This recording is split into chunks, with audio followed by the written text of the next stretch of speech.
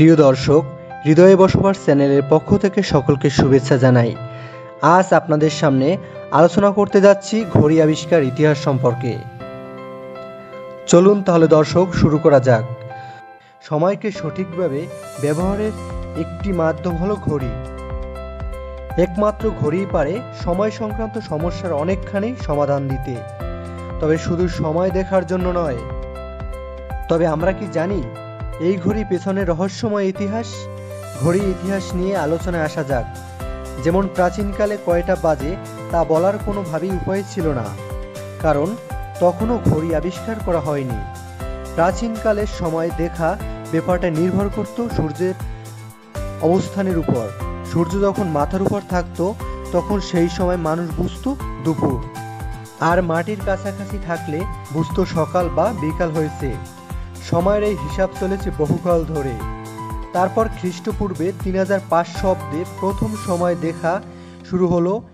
এরপরে প্রথমে সূর্যঘড়ি, পানিঘড়ি, মোমঘড়ি, এরপর বহুদিন পরে তৈরি হলো আজকের যুগের ঘড়ি। ঘড়ি আবিষ্কার করেন পিটার হেনলেইন। ইংল্যান্ডে বসে তিনি ১৫৫০ সালে ক্লক ওয়াচ আবিষ্কার করেন। সে সময় এই ঘড়িতে কোনো ঘন্টার কাঁটা ছিল না। ১৫৭৭ খ্রিস্টাব্দে সুইজারল্যান্ডের জোস্টবার্গি মিনিটের কাঁটা আছে এমন ঘড়ি আবিষ্কার করেন। বর্তমান সময়ে বেশ কিছু দেশে পিটার হেনলেইনকেই ঘড়ির আবিষ্কারের জনক বলা হয়। তিনি তখন এমন একটি ঘড়ি বানান যা এক জায়গা থেকে অন্য জায়গায় নিয়ে যাওয়া যায় সম্ভব ছিল। এর আগে কোন ঘড়ি এক জায়গা থেকে অন্য জায়গায় নিয়ে যাওয়া যেত না। সে সময় তিনি শুধু দামি ঘড়ি বানাতেন, তা শুধুমাত্র তখনকার ধনী ব্যক্তিরাই ব্যবহার করার সামর্থ্য ছিল।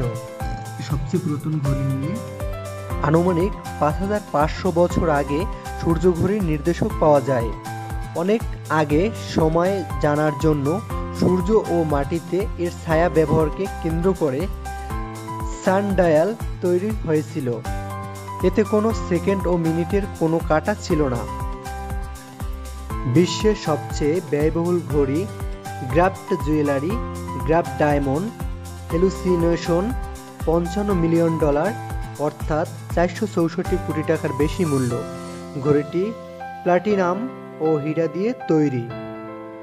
বিভিন্ন দেশে বিভিন্ন ব্র্যান্ডের ঘড়ি তৈরি করা হয়েছে, কিন্তু এদের মধ্যে সবথেকে সেরা ব্র্যান্ড হলো রোলাক্স, ওসাকা, ক্যাসিনো, কিউ।